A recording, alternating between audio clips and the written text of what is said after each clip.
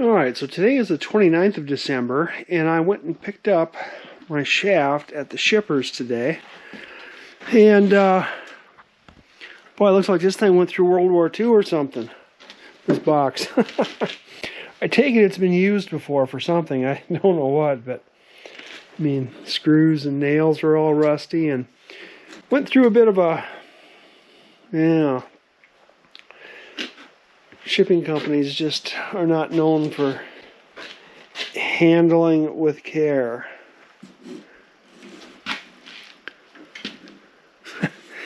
Good thing they had another label on it other than this one. This one's still legible. And this one's pretty much not. But that's why they put 3 of them on there, I guess. Well, anyway. So I got it, managed to get it here, and got it unloaded. So I'm going to open it up and we'll see what it looks like. Alright, we should have enough screws out.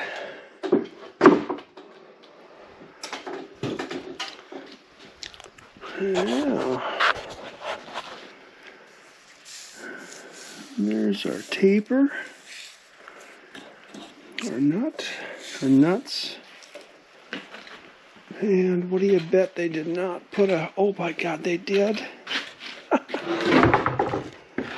Yes, they did. They actually drilled the hole and the keyway for me for the other end.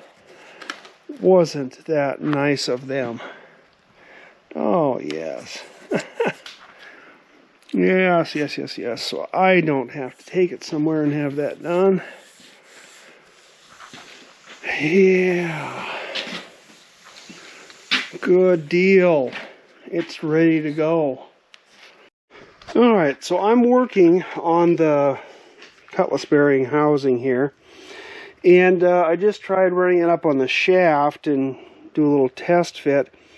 And before I did that, I looked in here, and I don't know how well you can see this, but there's some flashing here and here and here and here that they didn't clean off from the casting, and this piece right here extends beyond the diameter of the shaft. So it's going to rub there. The shaft is hitting there. Can you believe that? $2,000 or whatever this thing was. And I don't think this one was quite that bad, but close enough. And they didn't even get that ground off properly either. Man. What is the world coming to? So I pulled the set screws out, seeing if I can maybe get this bearing out of there. I haven't really given it much of an attempt yet, but I thought I'd show you this before I got to it. So once I get this bearing out, I can grind this down a little bit. But yeah, it's crazy, isn't it? Anyway, I'll get to it and let you know how it goes. Alright, so the first panel is in here on the bottom. And you can see I've got it glued in. You can see there's good squeeze out all the way across there. And I had really good squeeze out down here, and this was all epoxy in here. And this now is a very tight, nice joint. And what we'll do is, when we'll sand this a little bit and fill, then we'll come back here and we'll put a little bit of an epoxy fillet in here to round this off, to allow the fiberglass cloth to smoothly transition from the bottom onto the keel. So yeah, that's alright. And I'm getting ready to put the next one here, and that's what I wanted to show you. Not put it in, but I'm sizing it right now. I wanted to show you how I'm doing this. Since, again, I'm doing this by myself, I had to come up with a way to get these panels up and in here and get them sized. Now, I could pattern these, and I probably could just as well make a pattern of this edge here. I didn't do it in this case. I went ahead and put the panel up in here, and then I'm marking where it needs to be cut to make these sit together nice and flush. But yeah, I just put some blocks. I start out with one block in the center, and then I've got this one here, which I can, flip it down to hold it in place. It starts out upright, and I just flip it down to hold it in place. Then I'll put a couple of blocks in fore and aft to kind of get the panel bent onto the curve at the bottom of the boat. But that's working right. It's not a lot of fun trying to get those panels in there, especially when you're working around things such as this support here. But it works. So, and I can do it by myself. So yeah. Now the next row that goes in, you know, it's going to be up here, and that's going to be smaller ones for a while, and then they'll get to be pretty much full panels in the middle of the boat again. But so that will probably be somewhat easier. And the fact that it's ground level but not low ground level will make this row here even easier, the second row even easier. So I'm not having to worry about this edge just yet. You can see I did a little bit of that edge over here, and that edge will be filled with thickened epoxy when I put the plywood on, so it'll be, doesn't need to be absolutely 100% perfect. You know, if there's an 1/8 of an inch gap here and there, that's just absolutely fine. But anyway, this is yeah, it's a little more demanding, a little more difficult getting these panels on here than what it was up there. But full panels are always a bear. It's not that they're, you know, too heavy, it's that they're awkward. But this is working. I thought about making a shelf type of thing that I could screw onto the keel. Just, you know, comes up in a 90-degree out, and I can kind of slide the panel on there. And I may wind up doing that here before I'm done, just to give it a little more support while I'm trying to get it in position. But we'll see. Another issue I have is here now. When I decided on the length of this shaft, I asked him how much the hub of the prop was going to take up. He said, "Well, that's not the question. The question is how much of the taper is there?" Then I said, "Okay, well, how much taper is there?" And he said, "Well, 5.5 inches." So I guess I was thinking the hub was going to be 5.5 inches long. Yeah. Now, you can't have the prop come all the way up on here, or there'd be nothing for the nut to push up against to hold the prop on. So the prop has to come down maybe 1/2 inch or whatever for the nut or nuts to ride up against to hold them up in there tight. So yeah, I get that. So we're 1/2 inch over there. Well, and then my hub is only 4.5 inches, so we're 1 inch extra length here. So there's 1.5 inches. And they recommend a shaft diameter between the end of the cutlass bearing and the start of the hub, or in this case the taper. So they don't want in other words, they don't want the props sticking too far back beyond the bearing. And the bearing comes out, what was 7.5 or 9 inches or whatever it was, comes out here. So what it amounts to, I'm going to have about 4 inches of shaft here, which is 2 times the shaft diameter, which isn't horrible, because they were talking 2 to 2.5 times, or 1 to 1.5 times the shaft diameter in length between the bearing and the hub of the prop. But since I've already got 1 inch here, there isn't a whole lot I'm going to be able to do about that inch. So I don't know. You know, maybe if I had a different prop, the hub would be wider on a bigger prop. I'm sure it would be. And it would ride farther up there. So it'd take away. Anyway, so what I'm thinking about doing is, and this is something I thought about maybe I should do anyway, even before this little situation here arose, was facing this surface here with a flat piece of wood, you know, just a 2x10, put it in here, gluing this onto the back of the keel here, just kind of to seal up the end grain, because we got a lot of end grain exposed here. This one here isn't quite so bad because I put this little fixer block in there, but anyway, so yeah, I could just epoxy and screw that into here, and then we'll glass over it, and that would take up 1.5 inches of that extra shaft length. But one other thing I was thinking is, by having a little bit of extra shaft length, I could put a little bit of a anode on here. Because otherwise I don't know where we're going to put an anode on here. I don't know. I have looked and looked and looked to find an anode that would go on back here. You know, maybe it goes between the nuts, or I don't know. I've seen them on boats, but I've seen that's been on smaller, you know, sailboats and whatnot. So if they make one for a bigger shaft like this, I don't know. Otherwise I'm not going to have an anode on this at all, which we would prefer to have an anode on it. Now, I've read some articles and they said, you know, sometimes just the design of the boat, you can't put an anode on the shaft. That's just the way it goes. And then you have to put one on the hull somewhere as close as possible. Which, you know, we can put something down here, which we will anyway, but we can put something down there on that keel shoe, and that bearing support for the rudder. But yeah. So I don't know. I think we'd be all right with that 4 inches or whatever it is.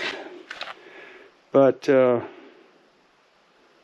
yeah, this wouldn't hurt anything to put an 1.5 inch piece on here. Then I could kind of have it, you know, flow right up here, and then down here I could just taper it down.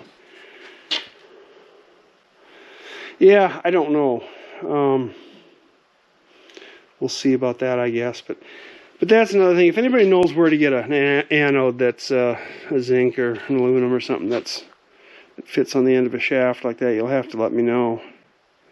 Otherwise, like I said, if we don't put this extension on here, we could put a small one, relatively small one on here if they make one that fits this size shaft. I don't know. But anyway, we'll leave it at that for now. So today is the 4th of January of 2024, and my first piece here, which I think maybe in the last video, no, you probably didn't see that yet. This first piece is on.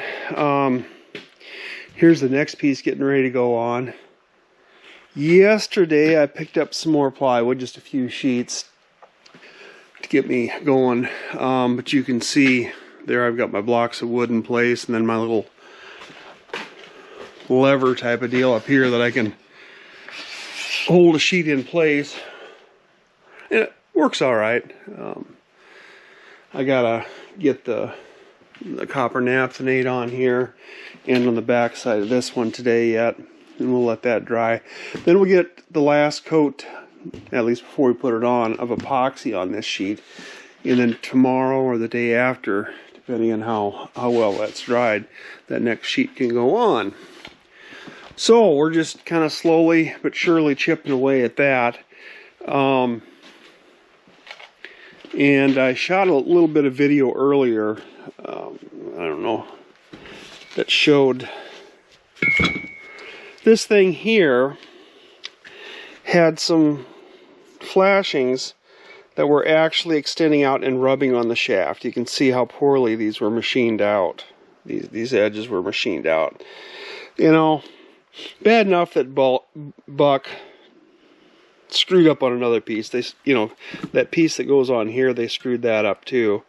It doesn't fit. It's going to have to be machined out to make it work. Now this piece, and then the dealer put this bearing in, and it's a pressed fit, so you can't just pull this bearing out or tap it out. I tried.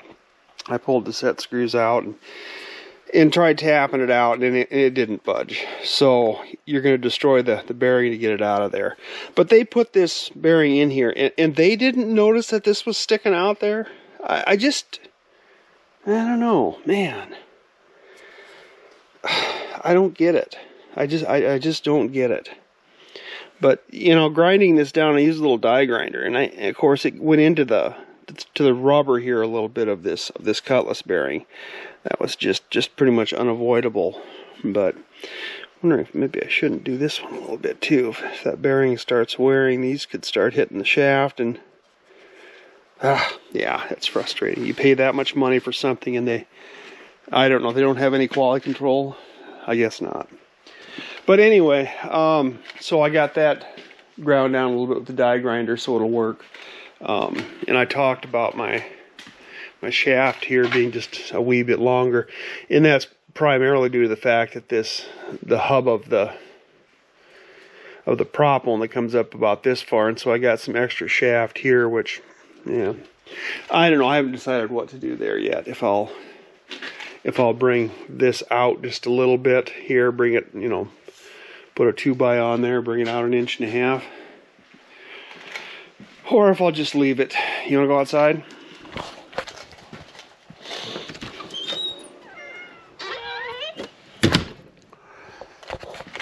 Alright, so that's about the extent of what we've been doing out here.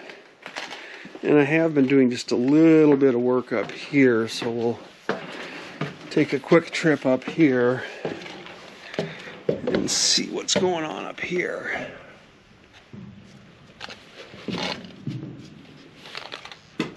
It gets warm up here. This top 5 or 6 feet of the building, without any air movement, really gets warm. Okay, so I got this other door in, and this is the bathroom door, and it works fine.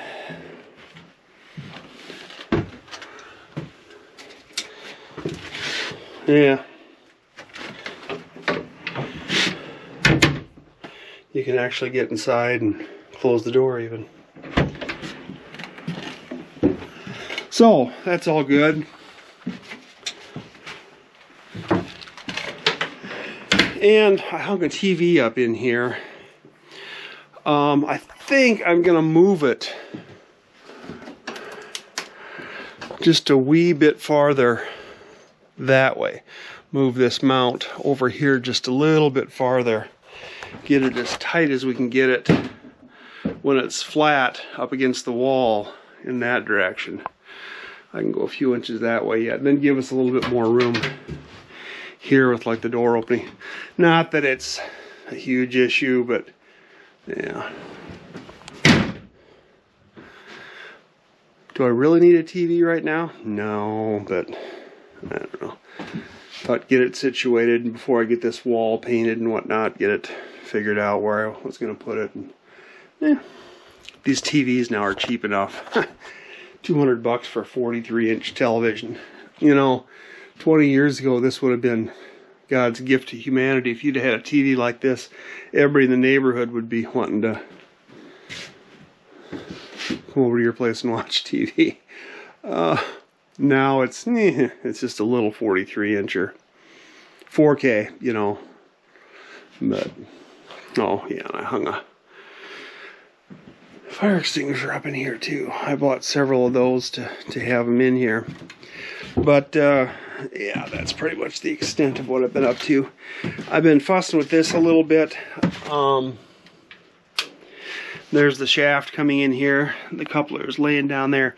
I actually had the coupler on there initially. I was going to try to get it lined up and see how far off I may be. And it looked pretty good. In terms of the shaft coming up, you know, with this plate, but you're not going to be able to tell that until you get a feeler gauge in there. And with this mount, this bearing mount being on rubber, you can see the rubber bushings on either side there. I suppose you've got just a little bit of leeway being a rubber mount there. I don't know how much, but those are torqued down pretty good, so they're pretty stiff. But the thing is, if I have to change the face angle of it a little bit, or even this way, shouldn't be much this way, but you know, the up and down face angle of it, I think I can put some spacers or washers, get some washers that fit on those bolts and put those in there, and maybe even just untorquing one a little bit, you know, take 20 pounds of torque off of it. Maybe that would work too. I don't know, but we don't know how far we're out there yet until we actually get things set up a little closer to final. But yeah, you can see what we got going in here, and still debating on what to do back here. You know, what to put in here, and I think it's just going to have to be a storage area.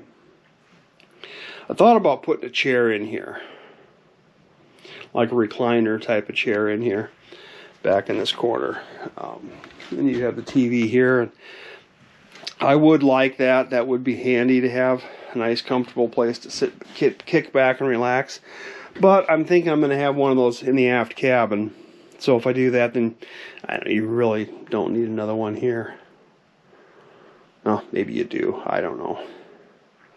But to get a chair in here, I would have to cut these back so I could get something a little tighter in there, and you'd still kind of, sort of a little bit maybe be in the way of the bathroom door here. You could probably get a somewhat smaller chair in there, but I don't know. But I think it's probably just going to be storage. Certainly for the galley area here, you can always use more storage, and that would make a lot of storage there. You could have some hanging lockers in there, and just a bunch of shelves, and yeah, that would be handy storage, especially for like kitchen appliances and whatnot, since I don't have a lot of room under the counters here. But yeah, anyway, so I will leave it at that for this January 4th of 2024 update.